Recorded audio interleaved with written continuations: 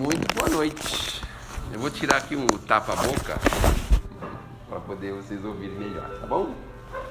Mas podem ficar tranquilos, viu? Só estou sentindo um pouquinho, não estou sentindo muitos gostos e estou assim, um pouco raspando a garganta, mas eu estou bem, tá bom? Brincadeiras à parte, nós em 1857, no dia 18 de abril de 1857, teve um senhor muito ousado que inventou de lançar um livro chamado O Livro dos Espíritos. Mas ele era tão ousado que ele queria dar um outro nome para esse livro. Ele queria dar um nome para esse livro chamado Religião dos Espíritos. Mas ele se lascou todinho, porque os espíritos não permitiram. E aí vocês devem estar perguntando assim, mas escuta, os espíritos interferem na nossa vida? Será que interfere? Pelo amor de Deus, se interfere. Nós não temos a menor dúvida, não é mesmo? Porque de vez em quando a gente tem vontade de fazer uma coisa e no fim acaba fazendo outra, não é? Ou tem vontade de fazer a outra coisa e acaba fazendo uma coisa. E aí depois a gente vai lá, dá uma cabeçada na parede, se lasca todinho e a gente pensa, meu Deus do céu, mas onde é que eu estava com a cabeça, não é? Mas enfim, ele queria pôr o nome Religião dos Espíritos, não permitiram, mandaram ele colocar outro nome e ele encontrou um outro nome chamado Livro dos Espíritos. E esse então ficou mais tranquilo, apesar de ter dado maior confusão. Eu não sei se vocês sabem, mas existe toda aí uma classe de pessoas que estão sempre interessadas em combater as outras. Não importa se o outro é melhor do que ele quer combater, sempre combater. E aí, claro, obviamente, sofreu perseguição, pegaram os livros dele, tocaram fogo, queimaram tudo, foi uma confusão lascada. Tem lá em Barcelona, o Alto de Fé de Barcelona. E mesmo assim o Kardec perseverou, porque os espíritos disseram assim, que bom que você botou fogo, que eles botaram fogo no livro. Sabe o que vai acontecer agora? O que vai acontecer? Quando a gente era jovem, assim, tipo com uns 600 meses atrás, mais ou menos, né? Alguém falava assim, você não pode ver tal coisa. O que a gente queria fazer? Queria ver, né? Ai, que coisa terrível, né? Olha, você não pode ir no cinema tal. O que a gente queria fazer? Ir no cinema tal. Ó, vai passar um filme na hora da televisão. Isso há 600 meses atrás. Hoje não, né? Mas há 600 meses atrás a gente não tinha muita opção, então a gente queria justamente ver. Esse é o primeiro sinal, é que eu tenho que mudar a conversa.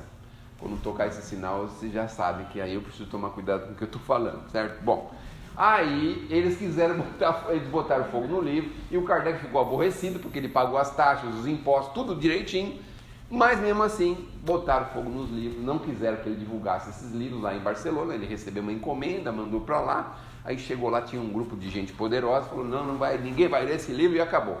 Botou fogo lá, e aí o povo ficou tudo de casa assim, com a janelinha tudo fechadinha, bonitinho, mas ficou olhando das frestinhas para ver se sobrava alguma coisa. Aí acabou o movimento, devagarzinho foram lá pegando os negócios que sobraram, os pedacinhos que sobraram, os chamuscados, queimadinhos, trouxeram, limparam a praça, de repente só tinha uma cinza lá, não tinha mais nada, né? Eles ficaram curiosos. E dias depois, meses depois, foi uma explosão em Barcelona, porque todo mundo queria saber por que tinham queimado aqueles benditos livros. Ou seja, a queimadura lá foi mais importante do que se os livros tivessem chegado nos endereços que eles tinham mandado. Mas, enfim, tudo bem, tudo certo. Kardec tomou essas providências e o Kardec então fez um livro de pergunta e resposta, chamado Livro dos Espíritos, que são 1019 perguntas e respostas. Nesse livro nós vamos encontrar a resposta para tudo que nós precisarmos, tudo, absolutamente tudo. Então, você tem uma dúvida lá, por exemplo, quais os números que eu jogo na loteria? Você entra lá, procura nas 1019 perguntas, tá certo? Que você vai achar. Aí você pergunta assim, eu preciso pintar minha casa, qual é a cor que eu vou pintar? Você procura lá, que você vai achar a cor que você vai pintar, certo? Se você não achar, você volta aqui e fala comigo, que eu vou mostrar para vocês onde é que está a cor que vocês têm que pintar a casa. Se vocês tiverem uma dúvida de procurar outro emprego, de mudar de emprego, procura lá no Livro dos Espíritos, que vocês vão encontrar a resposta para qual empresa vocês devem ir, se devem largar ou não. Se vocês estiverem aborrecidos com aquela pessoa que dorme na mesma cama que vocês vão lá e procuram saber o que é para fazer, porque eles vão dizer para vocês o que tem que fazer, tá certo? Então este é o livro que resolve todos os nossos problemas. Porque, em verdade, o que acontece? A gente passa na vida, a maior parte dela, já repararam? A maior parte da nossa vida, a gente passa com essa dúvida, né? O que nós vamos fazer? Vou fazer a viagem ou não vou fazer a viagem? Vou comprar tal coisa ou não vou comprar? Vou mudar de emprego, vou entrar em tal emprego, vou fazer tal. A gente fica nessa dúvida, né? Que é, no nosso tempo, de 600 meses atrás, era aquela coisa assim, se você comprava uma bicicleta ou... Quem lembra disso? Quem falou? Quem falou? A senhora. Ah, então a senhora tem 600 meses igual eu peguei direitinho, né? Então era isso, não é? Bom, nós estamos falando em tom de brincadeira, mas isso é muito real, porque lá nós vamos encontrar respostas, por exemplo, de coisas assim que a gente não imaginava. Não imaginava, meu Deus do céu. Quando a gente morre, dói, por exemplo. É uma pergunta que a gente tem. E os Espíritos falam de jeito nenhum, só dói quando nós estamos aqui na Terra. Na hora de sair da Terra não dói, é que nem dormir e acordar. Dói dormir e acordar? Depende. Se você dormiu de mau jeito, no ônibus, na viagem, aí dói o pescoço, dói um monte de coisa. Mas se você dormiu direitinho, na sua caminha, bonitinho, a noite inteira, tranquilo, né? Então os Espíritos vão respondendo pra gente. E aí tem uma bendita pergunta lá, que os Espíritos falam assim pra gente. Bom, a gente já sabe que nós precisamos se modificar, se renovar, mas como é que eu faço isso? Olha só, o Kardec fazia cada pergunta para os Espíritos, se você soubesse. E de vez em quando eles eram mal criadinhos com o Kardec, sabiam? Eram mal criadinhos. Respondiam ele assim. Por exemplo, assim, o Kardec perguntou aquilo que eu falei, né? Os Espíritos interferem na nossa vida? Olha o que eles esperam. Mais do que você imagina. Quase que eles completaram, seu besta. Mas não, né? Eles são mais educados que a gente, óbvio, né? Mais do que a gente imagina. Então, o Kardec fez essa pergunta: como é que faz para a gente sair desse mundo melhor do que quando a gente chegou? Como é que a gente faz isso? Aí os Espíritos responderam. Um dos Espíritos foi lá e falou assim: deixa que eu respondo. Eu vou responder bonitinho para ele, porque ele vai escrever lá esse sinal para mudar a conversa. Já é o segundo sinal, hein? Já é o segundo. Aí os Espíritos foram lá, o Espírito foi lá, um tal de Santo Agostinho, que foi conhecido da Igreja Católica, aí depois que ele virou a casaca, virou a casaca. Quando ele chegou no mundo espiritual, falou: o quê? O quê? Vou ajudar o Espiritismo. Olha só, foi lá, ajudou o Kardec e respondeu essa pergunta. Falou: ele fala assim, olha como é que ele responde primeiro assim: conhece-te a ti mesmo. Você se conhece? Olha para dentro de você, você se conhece.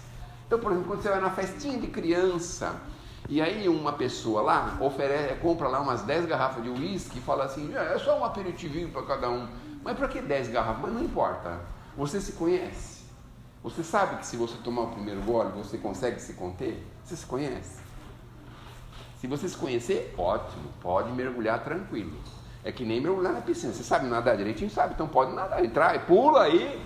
Não importa se é raso, se é fundo, você pula aí, depois você nada e chega do outro lado.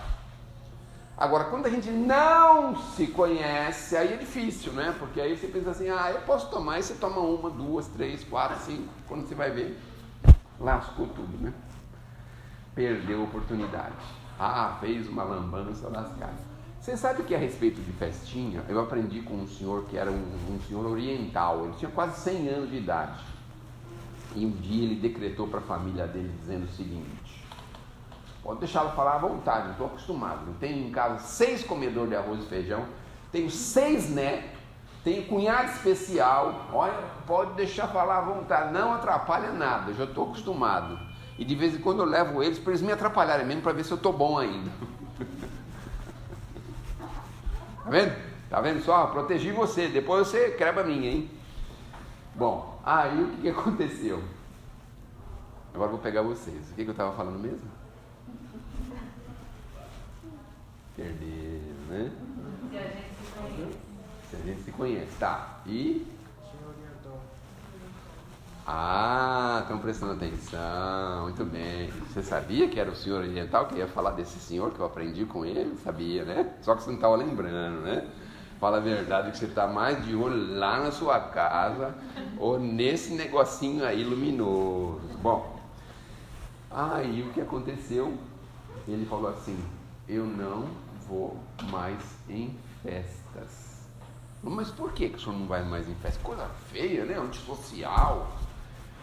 Eu não posso comer salgadinho, eu não posso tomar refrigerante, eu não posso comer bolo, eu não posso tomar cerveja, eu não posso fazer nada. O que adianta eu ir na festa? Está com quase 100 anos, ele só pode tomar água, sei lá o que mais, vapor, não sei o que mais que pode uma pessoa de 100 anos, porque nada pode comer mais já, lá, comida, com 100 anos, depende da comida, por isso que tem que tomar muito cuidado. Então não dá para comer salgadinho, essas coisas, e você já... Sopa, mas você vai na festa, tem sopa, alguém lembra de fazer sopa numa festa? Ai, meu Deus do céu. Ó, a próxima festa sua, se você quiser que os vovô vão, manda a mamãe fazer uma sopinha lá, um caldinho de feijão, um caldinho de mandioca, alguma coisa, hein, rapaz? Senão só vai ter criança na sua festa, aí vai lascar tudo, porque as crianças chegam lá, detonam tudo, comem tudo salgadinho, derruba tudo, come tudo o bolo, acaba com tudo, ninguém nem consegue levar para casa mais nada. Bom, aí o que acontece? Não adiantava ele ir em festa, então ele conhecia a si mesmo. Olha só, que bonitinho. Olha, parabéns, mas não posso ir, não é? Eu estou fazendo um exame que eu preciso de meia hora, ir na casinha de força, aquela, ele dá uma desculpinha e não vai, e pronto, não é? Muito bem, ótimo. Então, a sacada era essa. O Santo Agostinho falou para o Kardec: conheça-te a ti mesmo. O Kardec, muito mal criadinho, sabe o que fez? Olha como é que ele fez. Aliás, eu recomendo a vocês não lerem nenhum livro do Kardec, viu, gente? Não leiam nenhum livro do Kardec, livro dos Espíritos, a não ser que vocês tenham alguma dúvida para responder. Aí vai lá procurar, certo? Mas não leiam nenhum livro, porque ele faz cada pergunta, e os Espíritos respondem de um jeito. Ele falou assim: é natural que você não conheça a si mesmo, mas você pode fazer como eu fiz quando estava aí entre vocês. Olha só. Aí é o espírito bonitinho, né? Arrumadinho, né? De roupinha arrumadinha, direitinho, né? Ele falou assim: faça como eu fiz. Vou falar como é que eu fazia. Você já, naquele tempo, né? O comércio tinha que fazer um balanço. Eles faziam um balanço, normalmente um balanço anual, para saber o que tinha vendido, o que estava faltando, quanto tinha ganho, quanto tinha perdido, né? Hoje em dia esses balanços são tudo automáticos porque tem a informática, então todos os dias tem um balanço lá, o comerciante sabe exatamente o que ele tem no estoque, quanto ele ganhou, quanto ele perdeu, quanto ele pode dar desconto, ele sabe tudo. Mas naquele tempo fazia-se um balanço anual, falou assim: faça um balanço diário. Olha só, parece que ele estava até adivinhando que hoje ia ter o balanço diário no comércio também, não é? Faça um balanço diário. Você olha as suas ações do dia e verifica como que você se comportou durante o dia. Como você se comportou. Então acordou cedinho, alguém falou assim: bom dia. Aí você deu um de morto e não respondeu, por exemplo, porque você estava assim, sei lá, meio nervoso, não quis responder. Aí você pensa assim: meu Deus, como fui mal criado, né? Não respondi o bom dia. Aí depois você foi tomar um café, alguém falou assim: você gostou do café que eu fiz? Aí você respondeu assim com um certo tom de ironia, falou: mais ou menos, né? Mais ou menos, você não aprende nunca a fazer café, né? Aí você fala: meu Deus do céu, mas eu fui mal criadinho, né? A pessoa fez o café para mim, meu Deus do céu. Aí você vai pegar a condução, por exemplo, sei lá, você sentou, fez que estava dormindo, muita gente caindo em cima de você, cheio de coisa, carregando um monte de coisa. Aí você foi no trabalho você deu uns 2 ou 3 ou 4, 5 ou 6 ou 10 ou 20 ou 50 escorregão. Aí no almoço, aí no jantar e na volta para casa, a gente vai assim. A gente olha para trás e fala: nossa, meu Deus do céu, eu preciso melhorar, porque eu tenho que sair daqui melhor do que eu cheguei. Aí outro dia alguém fala assim: bom dia, você arranca lá de fundo do abismo do seu coração, fala: bom dia. Você tinha vontade de mandar ela lamber sabão, tomar banho na soda, mas você fala: bom dia. Ufa, Passou. O café tá bom? Aí você fala assim, tá cada vez melhor. Olha, não é uma boa resposta? Eu inventei isso agora, olha, até me deu uma boa ideia agora, hein? Já pensou? Você já fez café para sua mãe? Nunca! Preciso fazer um dia. Fala, mãe, olha o café que eu fiz para a senhora. Mesmo que seja aquele de apertar só o botão, mas não importa. Tem uns que apertam o botão, tem? Então faz desse aí. Então, a gente vai devagarzinho assim. Aí chegou no trabalho e pensa assim, Deus do céu, preciso me conter. Aí se contém um pouquinho, dá uma escorregadinha, mas se contém. Aí chega, volta para casa, né? Foi tudo bem um dia, tá cada vez... Se melhorar eu aguento, sabe assim? Se melhorar a gente aguenta. Então a gente vai assim, não é? Vai indo assim, devagarzinho. Então a gente vai devagarzinho verificando aonde nós estamos errando. Eu quero fazer um desafio para vocês e eu duvido que vocês consigam passar. Se fizerem essa verificação diária, se fizerem isso, vai chegar uma hora que o negócio vai ser tão complicado, mas tão complicado, que é assim, sabe aquele negócio que você fala assim, agora eu estou aqui no trânsito, eu vou convidar a mãe desse motorista a tomar um café lá na minha casa. Aí você fala, meu Deus do céu, mas isso vai me dar um trabalho no meu balanço, vou ter que corrigir isso. É melhor não falar isso não, melhor deixar para lá. Aí deixa para lá. Toma um café na sua casa mesmo, dona Maria, pode ir. Aí o motorista do ônibus, o cobrador, a pessoa que pisou no pé, que sentou, que está dando uma de morto, que está no seu lugar de especial. Lugar de especial não, lugar de... Como é que é aquele lugar que é? Preferencial.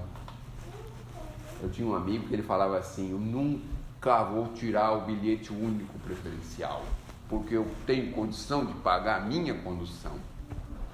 Quando o bandido fez 65, qual foi a primeira coisa que ele fez? Já pensaram uma coisa? Como a gente é, não é? Tá certo? Ainda, se ele não tivesse falado nada, talvez ele tivesse conseguido. Mas como ele falou, parece que todo mundo torcia contra ele.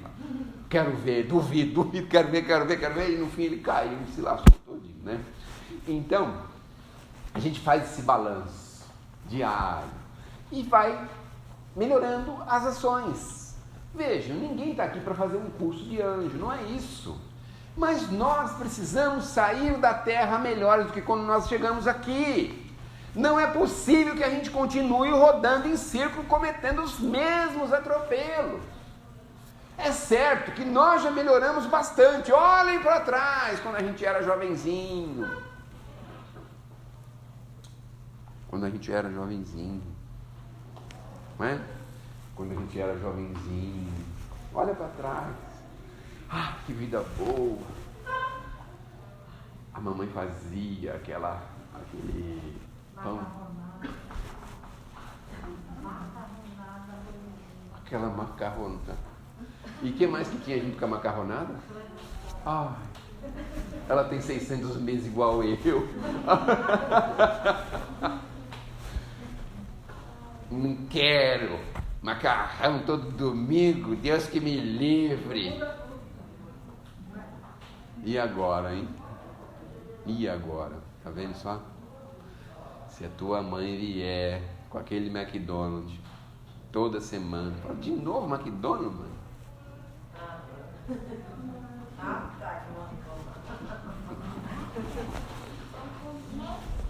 Já pensaram? Então a gente muda, mas nós precisamos empreender um esforço, porque como a gente muda em algumas coisas, outras coisas vão surgindo, vão aparecendo, e é natural que ao longo da nossa vida muitas coisas vão sendo reveladas, observadas, muita coisa vai acontecer. Mas é por isso que nós temos que estar preparados, porque vem uma adversidade, você não está preparado para enfrentá-la. Você mora com a família, por exemplo, e aí o pai morre, ou a mãe vai embora, por exemplo, aí você fala, meu Deus, eu nunca pensei em me preparar para vir e estudar alguma coisa, ter uma profissão, e aí pega a gente desprevenido. Porque nós precisamos sempre nos preparar para qualquer adversidade. Moramos de aluguel, não podemos ficar iludidos que nunca vão pedir a nossa casa de volta. Nós moramos de aluguel. Nós temos que ter uma cartinha na manga, uma reserva financeira. Nós temos que ter. Então, temos um automóvel, é óbvio que nós temos que estar preparados para um risco, para um amassadinho, para alguma adversidade. Nós temos que estar preparados. Nós temos pessoas de idade na família, nós temos que estar preparados para lidar com elas. Da melhor forma possível e preparados também para se despedir delas, porque esse é o processo natural. Ainda bem quando aqueles que vieram primeiro, estão na nossa frente, anos na nossa frente, vão embora primeiro. O duro é quando aqueles que estão atrás de nós aí vão embora, aí é duro.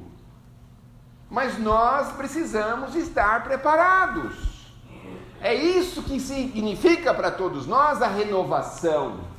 É para isso que nós estamos aqui, para aprender a lidar com adversidades, com problemas. O André Luiz, outro malcriadinho. Todos os espíritos são malcriadinhos, viu? Todos. Quando ele vem com muita conversinha, você é a melhor pessoa que tem lá no centro. Você trabalha, você merece, você. Cuidado, ele é perigoso, viu? Olha o que o André Luiz fala. Depois de um problema, aguardar outros. E a gente achou, né, que ia resolver aquele problema e estava tudo certo. Pronto, acabou. Ufa! A nossa vida é mais ou menos como um carro velho. Antigo. Velho não, né? Antigo. Eu já tive um carro antigo. Tive que ficar com ele com 20 anos. Aí você fala assim, meu Deus, a bateria. Bom, é só trocar a bateria que ele fica perfeito. Aí você vai lá, troca a bateria. Graças a Deus. 3 dias depois... Meu Deus, o freio. Mas é só fazer o freio que ele fica maravilhoso. Você vai lá, faz o freio. Um mês depois, nos pneus. Precisa trocar os pneus. Mas também é só isso. Trocou os pneus, tá ótimo. Aí você vai lá, troca o pneu. Acabou de trocar o pneu. Meu Deus do céu, tem 3 lâmpadas queimadas. Mas é só isso. O resto tá ótimo. Aí você vai lá, troca as 3 lâmpadas. Passou mais uns dias, você escuta um ronco assim quando você muda a marcha. Meu Deus, é o câmbio, mas é só isso. Sabe assim? A vida é assim. Depois de um problema, aguardar outro.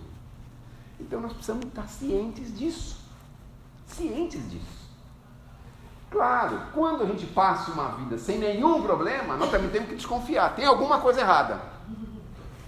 Tem alguma coisa errada. O que está acontecendo? É mais ou menos assim, né? Quando a pessoa começa a agradar muito a gente, o filho, por exemplo, mãe, mas você é linda, mãe. Mãe não viveria sem você, mãe.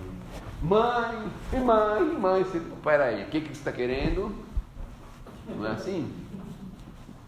Ô pai, nossa pai, tenho sido tão mal criado com você. Olha, você me desculpa, viu?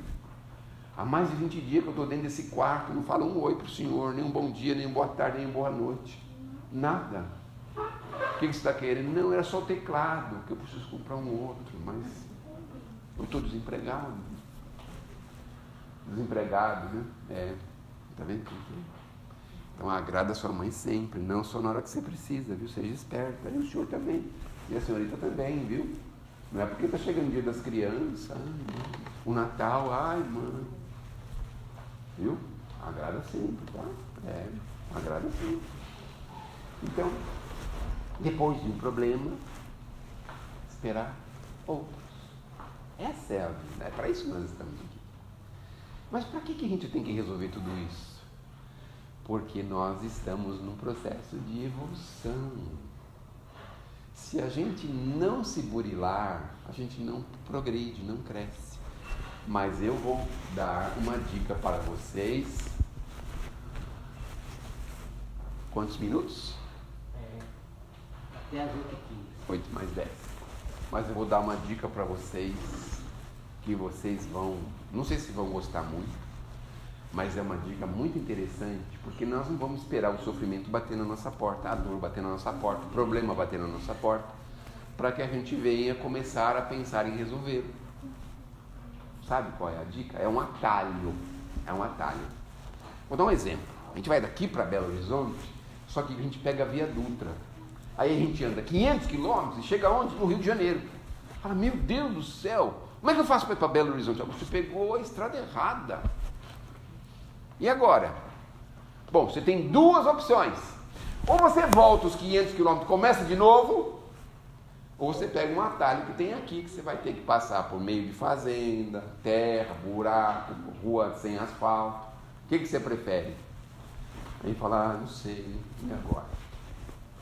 Mas vamos pensar nesse atalho. Sabe qual é o atalho? O atalho é a... Espera um pouquinho, antes de falar o atalho. Vocês estão curiosos para saber desse atalho?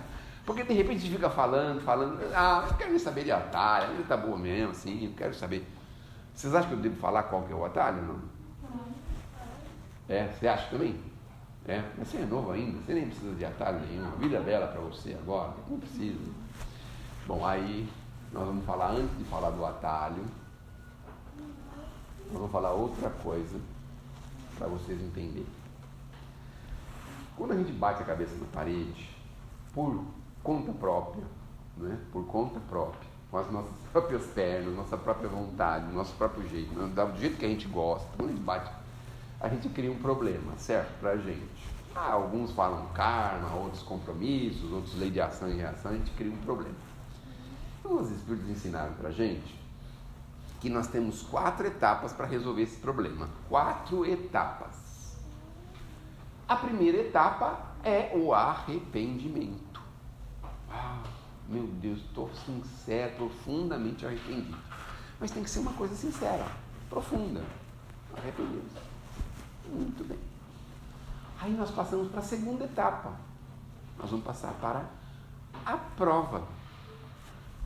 Qual que é a prova? Para saber se a gente aprendeu mesmo, a gente vai viver a mesma situação que nós vivemos lá e batemos a cabeça. É a prova. Nossa, olha, eu estou enxergando que eu estou na mesma direção para ir dar uma trombada, mas agora eu já sei, não vou mais. A gente segura a onda e passa pela prova. Não caiu de novo. Passou pela prova. É a segunda etapa. Nós passamos pelo arrependimento e pela prova. Aí nós vamos para a terceira etapa. Olha só. A terceira etapa. A terceira etapa se chama expiação. Já ouviram falar disso? Provas e expiações. Se tiver uma prova, temos a expiação. A expiação é a gente sentir na pele o que fez o outro sentir. É a mesma coisa. Aí você sente na pele exatamente como você criou para o outro. Sente na pele. Ufa, não me revoltei, tranquilo, passei, sofri, mas passei, tá tudo certo. Aí nós vamos para a quarta e última etapa. Até hoje vocês imaginavam que bastava ajoelhar no milho que já estava tudo perdoado, não era assim? Deus perdoou, tá tudo perdoado, tá tudo certo. A gente pensava isso, né? Mas a gente vai para a quarta e última etapa. Qual que é a quarta e última etapa? Reparação do dano. É a reparação do dano. Então, dependendo do tamanho do dano que nós criamos, nós temos que voltar e reparar, corrigir, melhorar. Então, se criamos um drama emocional, vamos viver para reparar aquele drama emocional. Se criamos um problema para a pessoa encontrar um vício, nós vamos conviver para a pessoa para levantar ela do vício. Se nós criamos, se nós fizermos, nós vamos viver ali para poder levantar a pessoa daquele dano que nós mesmos causamos a ela. 4 etapas. Não adiantava ajoelhar no milho, não adianta.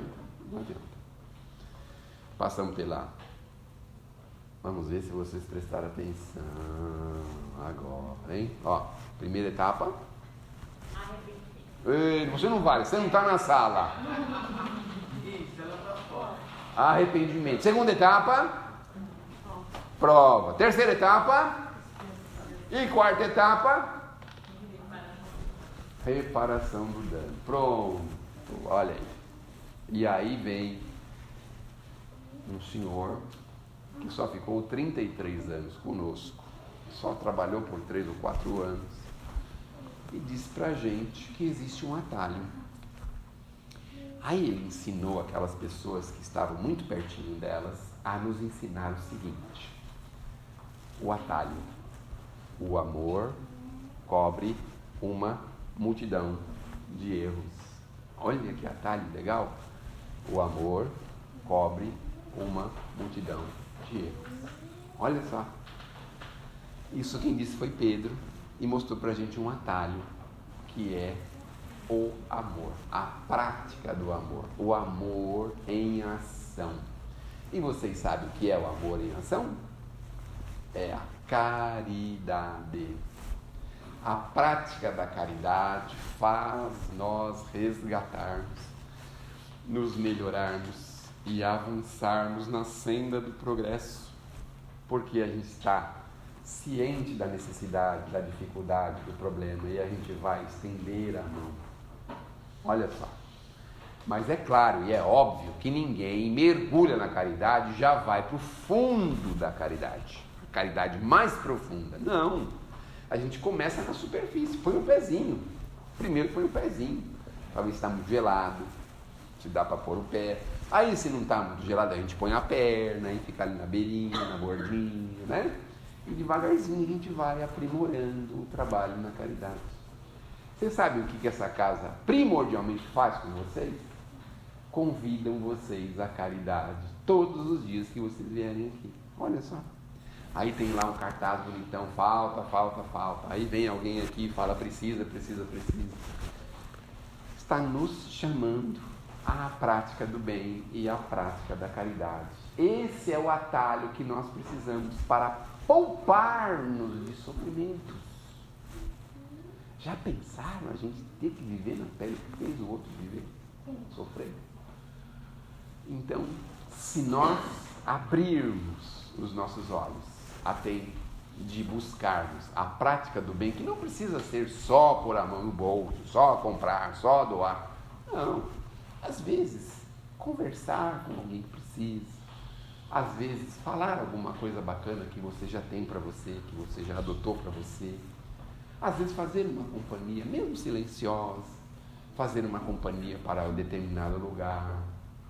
Às vezes, escutar aquela pessoa difícil, né, que fala só tem palavras amargas e ácidas para falar das pessoas. Ter ali um minutinho de paciência. Não queira corrigi-la, né? Óbvio. Caridade é só escutar. Tudo bem, você não vai salvar. Não vai salvar o mundo também. Mas a gente vai pôr em prática esse maior sentimento. Né? Ter compaixão. Olhar o próximo como se ele realmente fosse um irmão nosso. Como se ele fosse, não, como ele é um irmão nosso.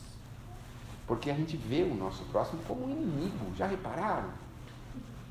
Esses golpes que a gente vê na internet, a gente fica torcendo para ninguém chegar perto da gente.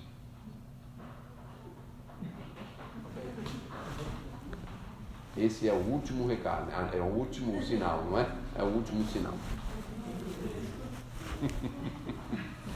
Então, se nós conseguirmos colocar pelo menos o pezinho, a gente vai de passo em passo chegar aonde a gente precisa, e isso vai ser de grande valia para todos nós.